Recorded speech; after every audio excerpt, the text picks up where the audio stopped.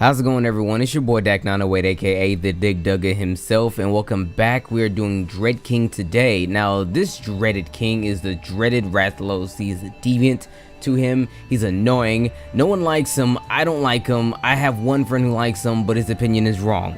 Why? Because it's Rathalos. Rathalos was already annoying, and his deviant is no less annoying. If anything, he's much more annoying. Now, there's a lot of things, not really actually, now that I think about it, there's not a lot of things that actually differ this one from his standard counterpart. I will say that between the standard and the Silver Rathalos, they together combine like Voltron to pretty much make up this thing. But let's get into what really needs to be talked about. In order to actually get to this man, you must first complete two HR6 quests. The first one being Rathalos Run, and then the second one being the King of the Skies. Now, excuse me, Lord of the Skies. Same thing, King, Lord, whatever, blah. But once you complete both of these quests, you'll be given the ability to go talk to your housekeeper or your kitty cat guy and sit in the back, whatever, and you'll be able to actually buy the tickets needed to actually fight this monster right here. You know, it's par for the course for everything else.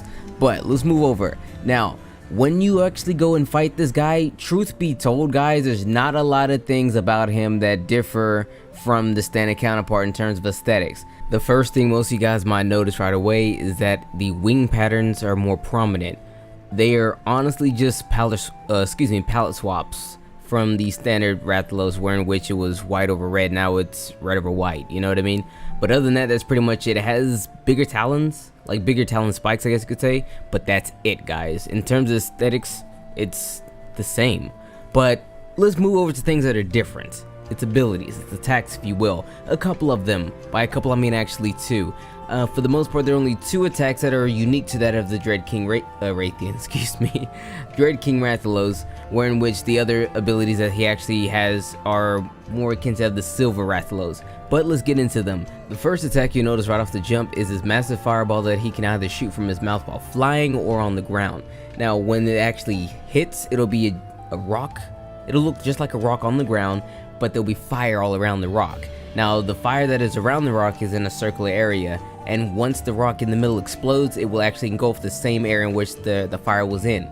Now, if you're just in the fired area and the rock hadn't exploded yet, it's similar to that of being around a Teostro when he's enraged and has the flame aura around him. Your health will deplete as you're in it, but you want to immediately get out of the way, because after a few seconds, the rock in the middle will explode, and it will not slowly, but quickly but not instantly expand outwards to the full engulfment of the circle itself of fire, and it itself will do the real damage. But it starts off as a small area, but as you go into the higher levels of the Dreadking, the area itself will actually be bigger. So from level 1 to level 8 or so, the size will differ in terms of the area of effect, I guess you could say, of that fire.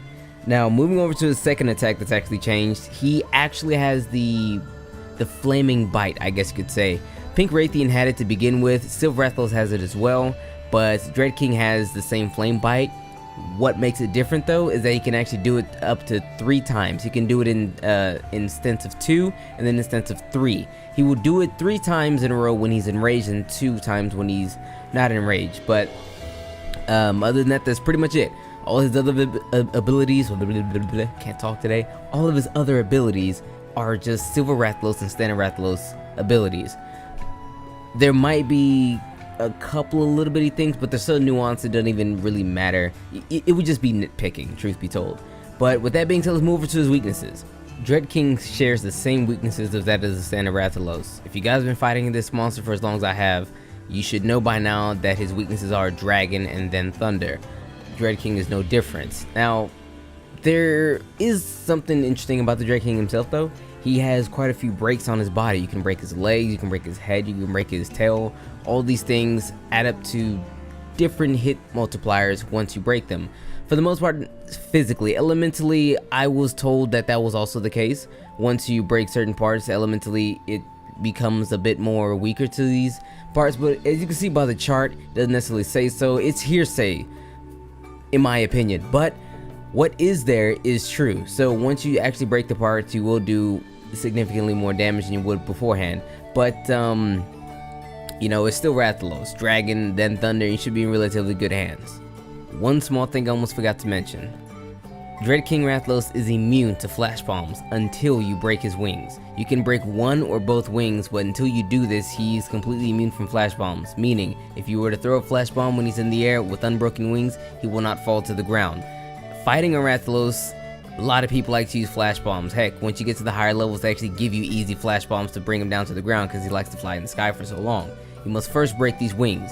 Immediately, the first thing you should actually work on is trying to get on his back. Maybe, you know, mounting him as many times as you can with an aerial weapon or insect glaive just to break the wings, because you really need to break those wings, guys, if you want to take full advantage of, you know, destroying this monster. But there you go. Don't forget, break the wings, flash bomb his ass.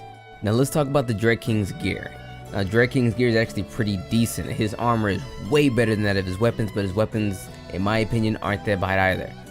Aren't that bad. Wow, English, that, come on now. But his weapons aren't that bad. His armor is really where it's at, though, in my honest opinion. If you really need his weapons, I guess you could, but his armor is totally what you really want out of this.